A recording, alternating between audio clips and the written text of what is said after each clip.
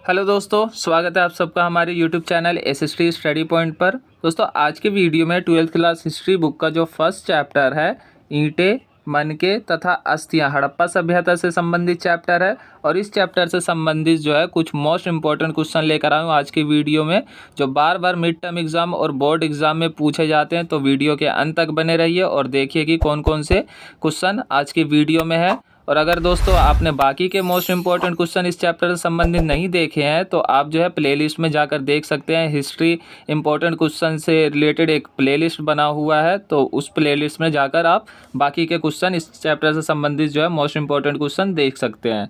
ठीक है दोस्तों, तो देखिए आज के वीडियो का जो फर्स्ट क्वेश्चन है जो कि मोस्ट इम्पोर्टेंट है, हड़प्पन जल निकासी प्रणाली की अनूठी विशेषताओं का वर्णन कीजिए। तो दोस्तों मोस्ट इंपॉर्टेंट क्वेश्चन है और काफ़ी ज़्यादा 4 नंबर और 8 नंबर में पूछे जाते हैं कि हड़प्पा में जो जल निकासी प्रणाली थी उसकी विशेषता बताइए, या हड़प्पा की जल निकासी प्रणाली विशेषता किस प्रकार की गई थी उसका वर्णन करें। इस तरीके से क्वेश्चन पूछा जाता है। ठीक है दोस्तों, तो क्वेश्चन का आंसर देखिए क्या है, आपको जो है किस तरीके से लिखना है। हड़प्पा सभ्यता की जल निकास प्रणाली की विशेषता निम्नलिखित है।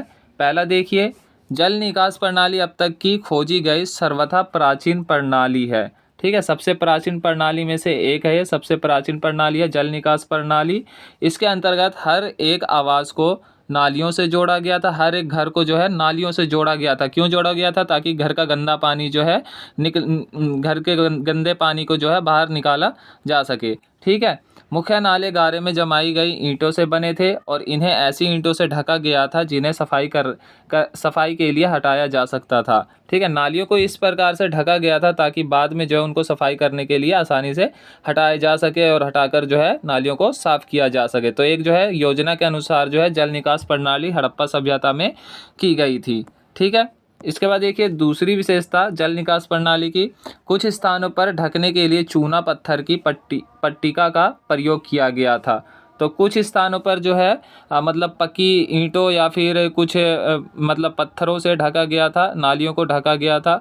ठीक है दोस्तों, इसके बाद देखिए पहले नालियों के साथ गलियों को बनाया गया था और फिर उनके अगल बगल आवासों का निर्माण किया गया था। तो पहले जो है दोस्तों नालियों के साथ जो है गलियों को बनाया गया। पहले नालियों को बनाया गया, फिर गलियों को बनाया गया और उसके बाद जो है रहने के लिए आवासों यानी घरों का निर्माण किया गया आसपास। और नालियों को जो है घरों से जोड़ा गया ताकि घरों का जो गंदा पानी है, गंदे पानी को जो है निकाला जा सके। ठीक है, यदि घरों के गंदे पानी को गलियों की नालियों से जोड़ना था तो प्रत्येक घर की कम से कम एक दीवार का गली से सटा होना आवश्यक था। तो ये जो है जल निकास प्रणाली की तीसरी विशेषता थी। ठीक है दोस्तों, इसके बाद चौथी विशेषता देखिए, घरों की नालियां पहले एक होदी या मल कुंड में खाली होती थी जिसमें ठोस पदार्थ जमा हो जाता था और गंदा पानी गली की नालियों में बह जाता था। पहले जो है घरों की जो नालियां थी पहले एक होदी या मल कुंड में खाली होती थी। ठीक है ना, यहाँ पर जो है जो गंदगी होते थे वो यहीं पर रुक जाता था और पानी जो होते थे वो बाहर निकल जाते थे। ठीक, गली के नालियों में बह जाता था पानी। ओके, इसके बाद देखिए उल्लेखनीय बात यह है कि यह निकास प्रणाली छोटी बस्तियों जैसे लोथल, ठीक है, लोथल कहाँ पर है? गुजरात में है। लोथल में भी प्राप्त हुई हैं, जहाँ पर आवासों के निर्माण के लिए तो कच्ची ईंटों का प्रयोग हुआ था परंतु नालियों का निर्माण पक्की ईंटों द्वारा किया गया था। तो हड़प्पा सभ्यता की जो कई ऐसी जगह थी जहाँ पर जो है घरों का निर्माण कच्ची ईंटों से किया गया परंतु नालियों का निर्माण जो है पक्की ईंटों से किया गया। ठीक है दोस्तों, तो ये जो थी जल निकास प्रणाली थी हड़प्पा सभ्यता की, या फिर नालियों का निर्माण किस प्रकार किया गया था। तो ये सब जो है योजना के अनुसार किया गया था हड़प्पा सभ्यता में। जल निकास प्रणाली जो थी एक अनूठी प्रणाली थी हड़प्पा सभ्यता की। तो ये जो है 4 नंबर 8 नंबर में बहुत ज़्यादा पूछे जाते हैं। ओके दोस्तों, तो इसको जो है सेम टू सेम आप जो है याद कर लें और इसी तरीके से लिख कर आएंगे तो नंबर जो आपको फुल मिलेंगे। उसके बाद देखिए आज की वीडियो का दूसरा क्वेश्चन है, ये भी मोस्ट इंपॉर्टेंट है। चर्चा कीजिए कि पुरातत्वविद किस प्रकार अतीत का पुनर्निर्माण करते हैं। पुरातत्वविद जो है अतीत का पुनर्निर्माण किस प्रकार करते हैं, निष्कर्ष कैसे निकालते हैं। तो ये भी जो है 8 नंबर में काफ़ी बार पूछा गया है।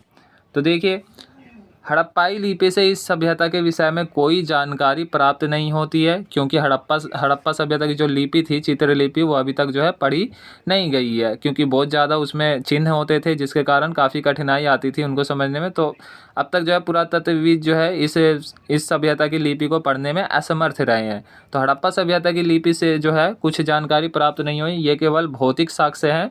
भौतिक जो साक्ष्य थे जो पुरातत्वविदों को हड़प्पाई जीवन की पुनर्निर्मित करने में सहायक हैं। ठीक है, जैसे मृद भांड, ये सब जो है भौतिक चीज़ें हैं। औजार, आभूषण, घरेलू सामान हो सकते हैं। तो हड़प्पा सभ्यता की जो लिपि थी उससे तो सभ्यता के बारे में ज़्यादा जानकारी नहीं मिली, लेकिन मृद भांड जो भौतिक वस्तुएं थे, औजार, आभूषण, ठीक है, घरेलू सामान, इन सब से जो है काफ़ी कुछ जानने में क्या रहे हैं, सफल रहे हैं पुरातत्वविद।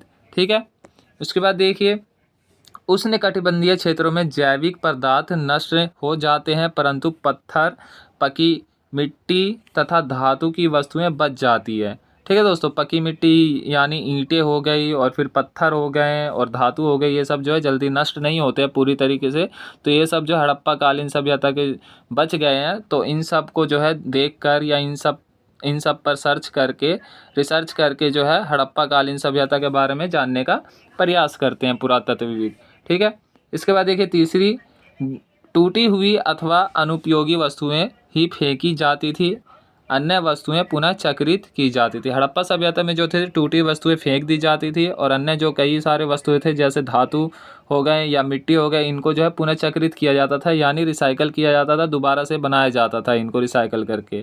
ठीक है, तो ये सब भी वस्तुएं इनको मिले हैं पुरातत्वविद को, और इससे जो है अतीत का पुनर्निर्माण करते हैं पुरातत्वविद। ठीक है, फिर देखिए खोजों का वर्गीकरण किस प्रकार करते हैं पुरातत्वविद खोजों का वर्गीकरण करते हैं, उसमें प्रयुक्त पदार्थों के आधार पर तथा उपयोगिता के आधार पर मूल्यांकन किया जाता है। ठीक है, उपयोगिता के आधार पर और फिर जो पदार्थ मिले हैं उसके आधार पर जो है क्या किया जाता है, कंक्लूजन निकाला जाता है, मूल्यांकन किया जाता है। ठीक है, जैसे वस्तु घर में, नाले में या कब्र में मिले हैं, इसके आधार पर जो है क्या किया जाता है, अनुमान लगाया जाता है, कंक्लूजन निकाला जाता है। ठीक है, तो पुरातत्वविद जो है इस प्रकार अतीत का पुनर्निर्माण करते हैं या जानने की कोशिश करते हैं। अप्रत्यक्ष साक्ष्यों का प्रयोग, पुरातत्वविद अप्रत्यक्ष साक्ष्यों जैसे पहनावे के बारे में मूर्तियों के चित्रण से जानकारी प्राप्त करने का प्रयोग करते हैं। तो उस टाइम में जो मूर्तियां मिली हैं, लोगों ने उस टाइम में हड़प्पा कालीन सभ्यता के समय जो मूर्तियां बनाए, उनको जिस प्रकार के कपड़े पहनाए ना, उन्हीं कपड़ों को देखकर जो है ये अनुमान लगाते हैं पुरातत्वविद कि हड़प्पा के लोग जो है इस तरीके से कपड़े पहनते होंगे उस टाइम। तो इस तरीके से जो है उस टाइम के लोगों के पहनावे के बारे में जानने का प्रयास करते हैं या अतीत का पुनर्निर्माण करते हैं। ठीक है, इसके बाद देखिए असामान्य और अपरिचित वस्तुओं की व्याख्या करके भी इतिहासकार या पुरातत्वविद जो है अतीत का पुनर्निर्माण करने का प्रयास करते हैं। ठीक है, तो असामान्य और अपरिचित वस्तुओं की व्याख्या धार्मिक प्रथाओं आदि के रूप में की जाती थी। धार्मिक प्रथाओं को जानने के लिए किया जाता है, जैसे आभूषणों से लदी हुई नारी मृण्ड मूर्तियों को मातृ देवी माना गया और मानवीकृत मुद्रा में पुरुष को पुरोहित राजा मानना इसके क्या है, उदाहरण है। ठीक है दोस्तों, तो इस तरीके से कई उदाहरण भी हैं जो धर्म से रिलेटेड हैं। ठीक, तो इस तरीके से भी जो है इतिहासकार या पुरातत्वविद जो है अतीत का पुनर्निर्माण करते हैं। विशाल स्नानागार और कालीबंगन तथा लोथल से मिली वेदियां भी आनुष्ठानिक महत्व की है। आनुष्ठानिक मतलब धार्मिक महत्व की, धार्मिक और सामाजिक कार्य से संबंधित जो कार्य होते हैं, धार्मिक और समाज से संबंधित जो कार्य होते हैं ना, उसी को क्या कहते हैं, अनुष्ठानिक महत्व या अनुष्ठानिक कार्य कहते हैं। ठीक, इसके बाद देखिए मुहरें जिन पर संभवतः अनुष्ठान के दृश्य बने हैं, ये धार्मिक आस्थाओं और प्रथाओं को पुनर्निर्मित करने में सहायता मिलती है। तो धार्मिक गतिविधियों को जानने में भी काफ़ी ये सब सहायता देते हैं। ठीक, चाहे सिक्के हों जिन पर अनुष्ठान से संबंधित चित्र छपे हों या फिर कई सारे ऐसे अनुष्ठानिक महत्व की वस्तुएं मिली हों, ये सब जो है उस समय के धर्म के बारे में बताते हैं। ठीक, पेड़ पौधों वाली मुहरें प्रकृति की पूजा का संकेत देते हैं। कई जो ऐसे मुहरे मिले जिन पर पेड़ पौधे छपे हुए हैं तो प्रकृति की पूजा का संकेत देते हैं, यानी वे पेड़ जो है महत्वपूर्ण रहे होंगे जिनकी पूजा उस टाइम की जाती होगी। कुछ मुहरे पर पालथी मारकर योगी की मुद्रा में आकृति है जिसको आद्य शिव की संज्ञा दी गई है। ठीक है, तो कुछ मुहरे पर जो है इस तरीके से चित्र मिले हुए हैं, योगी की चित्र योगी मुद्रा में जो है व्यक्ति के चित्र मिले हैं कुछ मुहरे पर, जिनको जो है ईश्वर माना गया है। ठीक है, उसके बाद देखिए पत्थर की शंक्वाकार वस्तुओं को लिंग के रूप में वर्गीकृत किया गया। तो ये सब जो है धार्मिक अनुष्ठानों से संबंधित कुछ जो है मतलब जानकारियाँ मिली हैं। हड़प्पा कालीन सभ्यता से संबंधित धर्म के बारे में भी जानकारियाँ मिली हैं। तो कुछ सिक्के मिले हैं जिन पर पेड़ छपे हुए हैं, योगी की मुद्रा में व्यक्ति है। तो ये सब जो है धार्मिक अनुष्ठानों के बारे में जानकारी देते हैं और इनके माध्यम से जो है पुरातत्वविद क्या करते हैं, अतीत का पुनर्निर्माण करते हैं। ठीक है दोस्तों, तो ये जो था दूसरा क्वेश्चन था आज की वीडियो का, ये भी मोस्ट इंपॉर्टेंट है, आप इसको भी अच्छे से याद कर लें। इसके बाद देखिए तीसरा क्वेश्चन है, हड़प्पा सभ्यता में प्रयोग होने वाले बाटों की विशेषताओं का वर्णन कीजिए। ठीक है, बाटों का जो है विशेषताएं बतानी है। बाट आज के टाइम पे भी चलते हैं, जैसे 1 kg 2 kg 5 kg ऐसे बाट चलते हैं ना, ½ kg, तो उस टाइम भी बाट हुआ करते थे। तो उनकी विशेषता देखिए क्या थी। हड़प्पा कालीन बाटों की विशेषता, बाट वे सूक्ष्म या परिसिद्ध प्रणाली द्वारा नियंत्रित थे। ठीक है, इसके बाद देखिए दूसरा, यह बाट चर्ट नामक पत्थर से बनाए जाते थे। 1 नंबर में पूछा जा सकता है कि हड़प्पा कालीन सभ्यता की बाट किस पत्थर से बनाए जाते थे, तो चर्ट नामक पत्थर से बनाए जाते थे और इनका आकार कैसा होता था, घनाकार होता था। ठीक, इसके बाद देखिए इन बाटों का निचले मानदंड क्या होते थे, द्वीप आधारी थे, जबकि ऊपरी मानदंड दशमलव प्रणाली के अनुसार बने हुए थे। तो ये सब जो है बातें याद रखनी है बाट के बारे में, अगर आएगा तो ये सब लिखना पड़ेगा। छोटे बाटों का प्रयोग संभवतः आभूषणों और मनकों को तोलने के लिए किया जाता था। आज के टाइम पे भी जो है छोटे जो बाट होते हैं उनका प्रयोग किसके लिए किया जाता है, आभूषणों को ही तोलने के लिए किया जाता है। देखे होंगे आपने छोटे बाट। ठीक है, इसके बाद ये धातु से बने तराजू के पल्ले भी मिले हैं। ठीक, धातु से बने तराजू के पल्ले भी मिले हैं और इन सब से अनुमान लगाया जाता है कि उस टाइम जो है क्या थे, तराजू हुआ करते थे, बाट भी हुआ करते थे, जिनकी विशेषता इस प्रकार से है। ठीक, इसके बाद देखिए दोस्तों अगला क्वेश्चन है, 1 नंबर में ये पूछा जाता है काफ़ी ज़्यादा कि फ्याँस से आप क्या समझते हैं या फ्याँस क्या होता है। ठीक है, फ्याँस वे पात्र होते हैं जो घिसी हुई रेत तथा रंगीन और चिपचिपे पदार्थ के मिश्रण को पकाकर बनाए जाते थे। ठीक है ना, फ्याँस वे पात्र होते थे, यानी वे एक मतलब बर्तन टाइप में बर्तन होता था जो घिसी हुई रेत और रंगीन और चिपचिपे पदार्थ के मिश्रण को पकाकर बनाया जाता था, मजबूती देने के लिए पकाया जाता था। ठीक है, ताकि इनमें जो है पदार्थों को रखा जा सके, पदार्थों को रखने के लिए काम में ये लाए जाते थे फ्याँस। ठीक, इसको बनाया कैसे जाता था ये याद रखना है आपको, अगर आएगा तो लिखना पड़ेगा। फ्याँस से क्या अभिप्राय है, तो यही बात लिखनी पड़ेगी।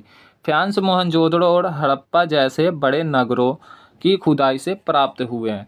फ्याँस कहाँ से प्राप्त हुए हैं, मोहनजोदड़ो और हड़प्पा नगर से, और ये दोनों नगर जो थे काफ़ी मतलब विकसित थे हड़प्पा सभ्यता में, और काफ़ी बड़े नगर यही दोनों थे। ठीक है दोस्तों, तो आज की वीडियो के ये मोस्ट इम्पोर्टेंट कुछ क्वेश्चन थे। तो दोस्तों आप इन सब को जो अच्छे से याद करें और अपने दोस्तों के पास भी शेयर करें। ठीक है दोस्तों, तो दोस्तों वीडियो अच्छी लगे तो वीडियो को लाइक करें, कमेंट करके बताएं, और अगर आप नए हैं तो हमारे एसएसटी स्टडी पॉइंट चैनल को सब्सक्राइब जरूर करें। ओके।